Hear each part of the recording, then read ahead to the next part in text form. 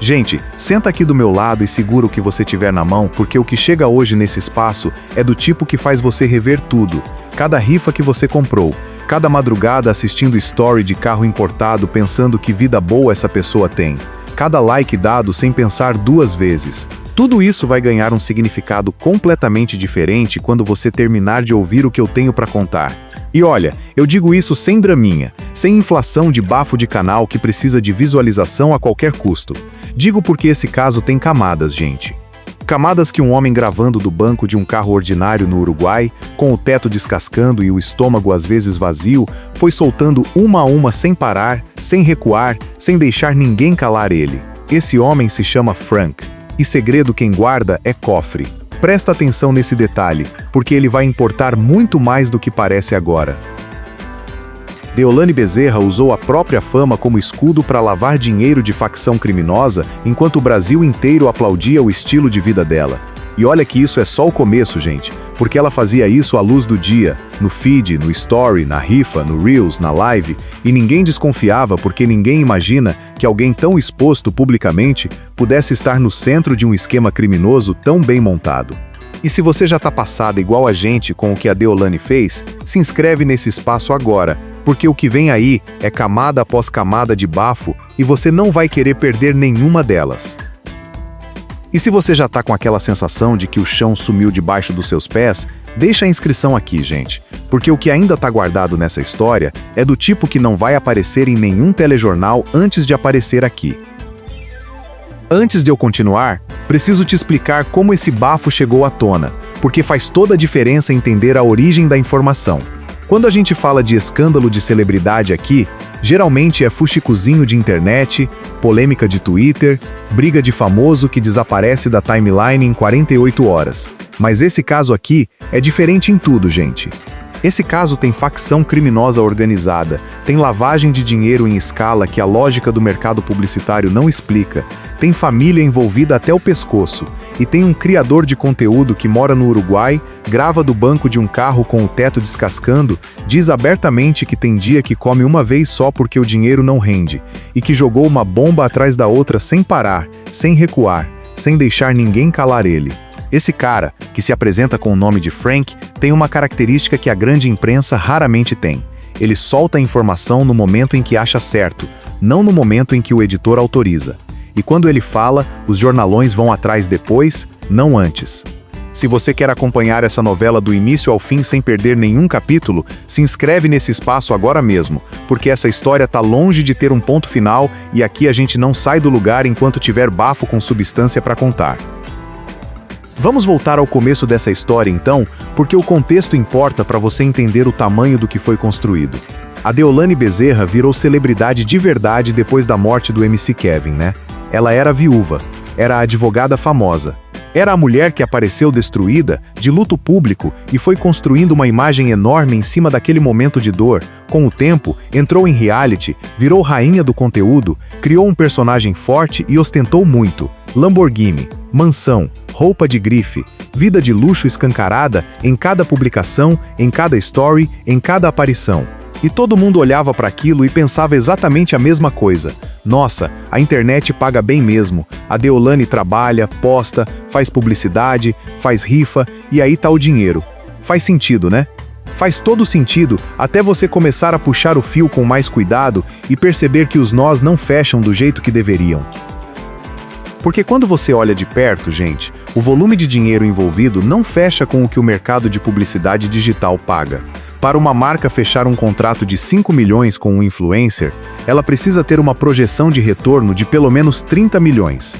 O negócio precisa fazer sentido comercialmente, precisa ter métrica, precisa ter dado de audiência que justifique aquele valor na nota fiscal.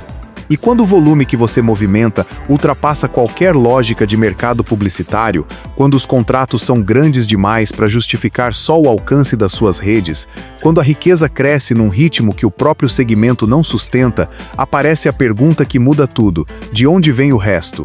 E olha, amiga, essa pergunta específica é exatamente onde o Frank entra em cena com a resposta que ninguém estava esperando e que muda completamente a versão que todo mundo tinha aceitado como verdade. O Frank diz que tem resposta, e ele não tá falando daquele esquema vago com o empresário que circulou nas redes durante algum tempo. Segundo ele, o envolvimento da Deolane é com um grupo que opera no DDD 18, com os caras que ele chama da Itália, um esquema que funciona com venda e lavagem de dinheiro através de carros de luxo importados. Carros que aparecem nos stories, nos reels, nas rifas. Carros que geram engajamento orgânico, comentário, compartilhamento, carros que fazem o Brasil inteiro parar e reagir. E que, enquanto todo mundo comenta e admira e salva a publicação, lavam dinheiro com uma tranquilidade que dá vontade de sentar no chão e ficar lá um tempo, gente. Quem diria que a timeline do celular podia ser infraestrutura criminosa? Quem diria? A lógica por trás disso é mais elaborada do que parece à primeira vista, e precisa ser explicada direitinho para você entender por que funciona tão bem por tanto tempo. Quanto maior o seu número de seguidores, mais você tem capacidade de absorver riqueza visível sem levantar suspeita. Um influencer com 10 milhões de seguidores que aparece com um carro de 2 milhões não chama a atenção de ninguém. Todo mundo pensa: publicidade, contrato, rifa, trabalho duro, vida digital que deu certo. A exposição pública vira escudo, e o escudo fica mais resistente a cada post novo, a cada story novo, a cada aparição em programa de televisão. E a Deolane tinha um dos escudos mais sólidos do Brasil inteiro no momento em que esse esquema estava operando.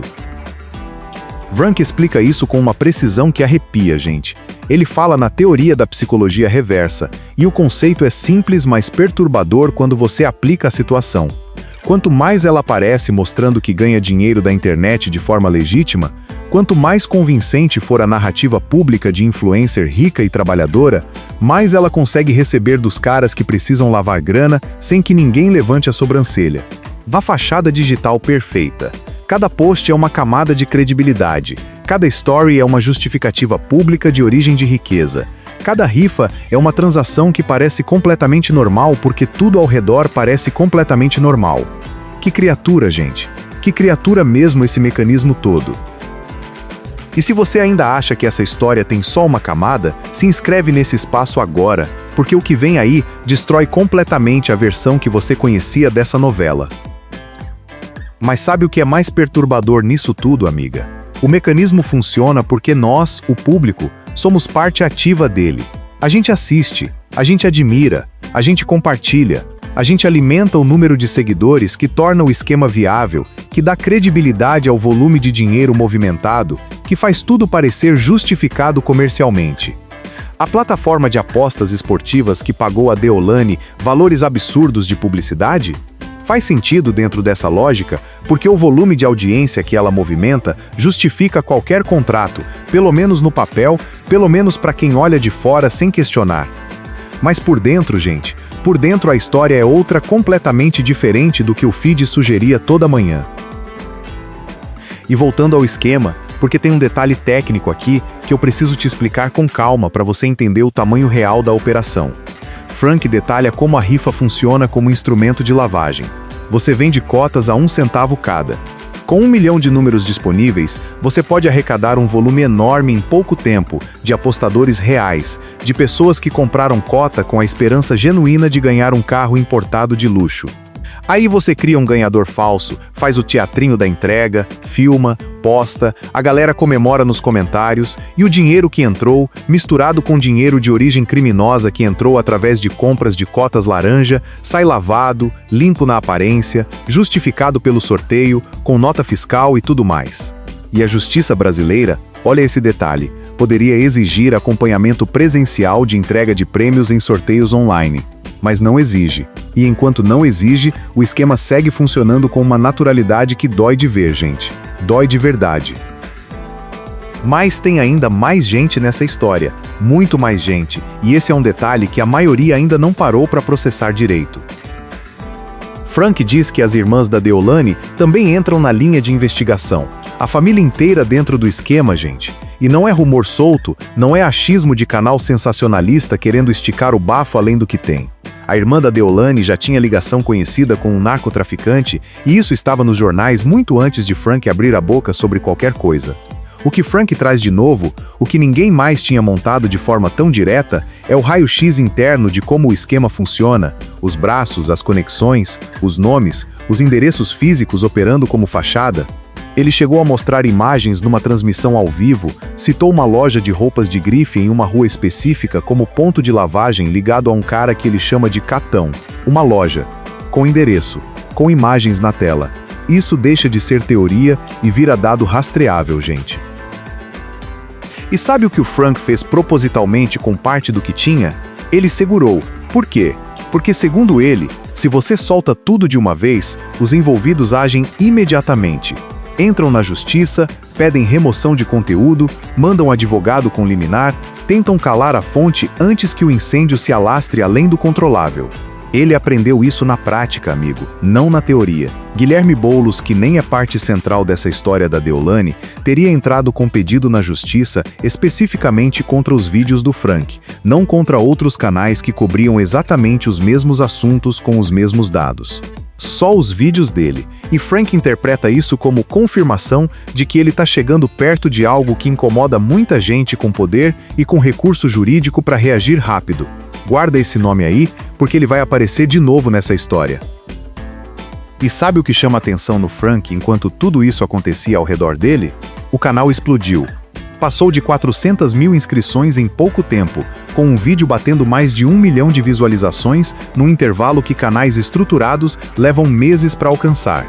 E ele grava do Uruguai, de dentro de um carro com o teto descascando, falando abertamente que tem dia que come uma vez por dia porque o dinheiro não rende lá fora, que a vida no exterior tá distante de qualquer glamour, que ele tá longe de ser rico ou de ter qualquer estrutura de produção profissional. E ao mesmo tempo, com tudo isso, ele traz informação que a grande imprensa vai buscar dias depois como se fosse dela. Essa contradição, gente, essa contradição específica entre a precariedade do formato e a solidez do conteúdo é um bafão por si só.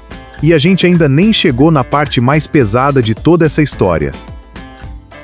E olha que eu ainda nem contei o pior de tudo isso, então se inscreve agora mesmo, porque o que falta sair é o que de verdade vira tudo de cabeça para baixo e faz o resto parecer só o aquecimento. Porque Frank não para na Deolane, não para nas irmãs, não para nos carros, nem nas rifas, nem nos endereços de loja. Ele menciona o MC Kevin, e faz isso com cuidado, dizendo que respeita o sentimento da família, mas deixa no ar que a morte do funkeiro, aquela queda do 12º andar de um hotel na Barra da Tijuca que a versão oficial tratou como acidente, pode ter tido elementos que nunca foram completamente explicados. Ele diz que um dos seus maiores objetivos é provar que a partida do Kevin não foi o que todo mundo terminou aceitando como verdade definitiva, e que quando provar isso, vai querer ver o que certos artistas que o subestimam vão ter a dizer. Aí ele para, deixa isso jogado no ar sem resolução, sem prova apresentada ainda, como uma faísca numa sala inteira de gasolina. Um absurdo, gente. Um absurdo de proporção que paralisa. Você tem então o cenário completo montado: lavagem de dinheiro, facção criminosa organizada, família envolvida, morte de celebridade com interrogação enorme e sem resposta pública satisfatória, influenciadores funcionando como laranjas de luxo com feed impecável, sistema de rifas como instrumento financeiro ilícito em escala industrial e um homem gravando sozinho do Uruguai, com o estômago às vezes vazio, prometendo que não vai parar enquanto tiver material para soltar. Tudo isso junto num único caso, gente. E o verdadeiro bafo, o bafo de verdade que muda tudo que veio antes, é o seguinte. O mecanismo que Frank descreve e que as investigações policiais confirmaram pelo menos em parte com a prisão efetiva da Deolane, revela que ela teria atuado como testa de ferro consciente. A expressão é exatamente essa, testa de ferro. Alguém que precisa estar na mídia, precisa ostentar de forma constante e convincente, precisa mostrar riqueza publicamente de forma visualmente irresistível, porque quanto mais visível ela for e quanto mais legítima a origem do dinheiro parecer aos olhos de quem assiste, mais eficiente é a lavagem por trás de cada publicação. A fama deixa de ser subproduto da vida dela. A fama passa a ser o instrumento central do esquema. E as irmãs, segundo Frank, caminham para o mesmo destino processual, cada uma com o seu nível de envolvimento a ser demonstrado nas investigações. E se você acha que a Deolane precisa se explicar publicamente por tudo isso, se inscreve nesse espaço agora, porque essa história tá longe de terminar e aqui a gente não para de acompanhar cada desdobramento, cada capítulo novo, cada bomba que ainda tá para cair. As consequências começaram a aparecer em camadas, e cada camada é mais pesada que a anterior, gente. A prisão da Deolane gerou uma comoção que precisa ser discutida com seriedade, porque vai além da fofoca e chega num lugar muito mais desconfortável. Teve gente fazendo vaquinha de R$800 para pagar van de transporte para ir visitar ela no presídio. R$800 de gente que não tem R$800 sobrando. Teve gente em greve de fome pedindo a soltura dela como se fosse uma questão de injustiça flagrante, como se o sistema estivesse sendo cruel com uma vítima inocente. E Frank faz um comentário sobre isso que é curtíssimo, simples, sem enfeite nenhum, mas que corta fundo e não sai da cabeça. Vocês estão comendo arroz com ovo e a Deolane estava comendo caviar. Isso dói porque é verdade. A pessoa que você está defendendo com o seu dinheiro e com a sua saúde vivia num nível de consumo que você nunca vai atingir. E pelo menos parte desse consumo pode ter origem criminosa, ou seja, dinheiro que saiu de pessoas como você através de rifas compradas com esperança genuína, de cotas vendidas por 1 centavo que pareciam uma chance real de mudar de vida. E aqui é onde o caso para completamente de ser fofoca, gente, e começa a ser uma pergunta incômoda que dói de verdade quando você para formulá-la direito. Quem alimentou esse sistema? Quem tornou tudo isso possível e sustentável por tanto tempo? A resposta não é confortável de ouvir. A Deolane sozinha não sustenta um esquema desse tamanho sem audiência. A facção sozinha não consegue lavar esse volume sem uma fachada convincente e com números reais de engajamento. O que torna o mecanismo funcional é a audiência. É o engajamento, é o like automático, é a cota de rifa comprada por impulso às 2 da manhã com a esperança de ganhar um carro de luxo que você viu no feed e que parecia tão real, tão acessível, tão próximo de se tornar seu. A cultura de ostentação digital criou um ambiente onde ninguém questiona a origem da riqueza enquanto ela for visualmente sedutora, enquanto o feed for bonito, enquanto o carro for importado e a mansão for grande o suficiente para caber bem no enquadramento do story. E a gente faz parte disso, amiga. A gente toda faz parte disso de alguma forma que a gente prefere não nomear. A gente assiste, admira, compartilha, compra cota e alimenta o número que torna o escudo mais resistente. Esse é o detalhe mais incômodo de toda essa história, e é o que faz ela ser diferente de qualquer outro escândalo de celebridade que passou pela sua timeline antes. Agora pensa no Frank enquanto tudo isso ferve. Frank que grava do Uruguai, que come uma vez por dia quando o dinheiro aperta, que tem o teto do carro descascando, que compara o próprio IPVA do carro ao valor total do veículo numa live sem a menor cerimônia e sem nenhuma vergonha de dizer que a vida tá difícil. Esse cara, com toda a falta de polimento, com toda a irregularidade do formato, com todos os defeitos de comunicação que qualquer produtor profissional apontaria de imediato, tá entregando informação que a grande imprensa vai correr atrás depois. Tá fazendo isso sozinho, sem mansão, sem patrocínio de plataforma de apostas milionária, sem Lamborghini, sem grife nenhuma. Tá fazendo do banco de um carro ordinário porque acredita que tem obrigação de soltar o que sabe no momento em que achar certo. E avisou com todas as letras. Se tentarem calar ele, abre um segundo canal, abre um terceiro, o material que segurou ainda vai sair. É só questão de quando ele decidir que chegou a hora certa de soltar a próxima bomba. E esse contraste, gente, entre a Deolane ostentando de mansão com Lamborghini na garagem e o Frank falando de crime organizado do banco de um carro ordinário no Uruguai, esse contraste específico é o resumo mais honesto de tudo que esse caso representa em termos mais amplos. De um lado, a riqueza performática que precisava ser vista, admirada e nunca questionada para funcionar como escudo de lavagem. Do outro, a falta de glamour total de quem resolve falar porque tem o que falar, sem ter nada a ganhar com a aparência de quem fala. 2 Brasis num único bafo, e os dois se encontrando da forma mais improvável possível. Que criatura é essa história inteira, gente? Que criatura mesmo. E essa novela, eu preciso te avisar, não acabou. Tem material retido, tem investigação em andamento, tem nomes que ainda não foram ditos em voz alta para ninguém. Tem um homem no Uruguai que prometeu que não para enquanto tiver coisa para revelar e que mostrou que não tá blefando. Tem um sistema de rifas, de apostas, de posts pagos, de carros importados posados em frente a mansões alugadas, que continua funcionando com outros rostos e outros feeds, enquanto a gente ainda tá aqui processando tudo que veio à tona com esse caso. Tudo isso junto, gente, tudo isso junto é o que faz esse bafo ser diferente de qualquer coisa que você viu passar pela sua timeline antes. Esse não é sobre uma pessoa que errou ou se envolveu com gente errada por ingenuidade. Esse é sobre como a cultura digital do like e da ostentação pode ser transformada em infraestrutura de lavagem sem que quase ninguém perceba, porque a arquitetura do engajamento foi construída exatamente para impedir que a pergunta certa seja feita na hora certa. É sobre como a fama virou produto financeiro antes de ser qualquer outra coisa. É sobre o que a gente, como audiência, decide fazer com essa informação agora que não dá mais para fingir que não sabia de nada. E é sobre um homem com o teto do carro descascando que provou que às vezes o lugar mais improvável é de onde a informação mais importante consegue sair, porque não tem nada a perder e não tem ninguém para agradar. Se você chegou até aqui, gente, você sabe mais do que a maioria. Você sabe como o esquema funciona, de onde veio, quem está envolvido e por que durou tanto tempo sem ser questionado da forma certa.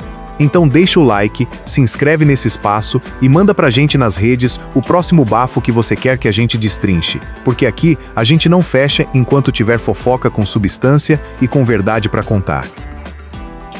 Fama sem origem é só fantasia cara demais pra pagar.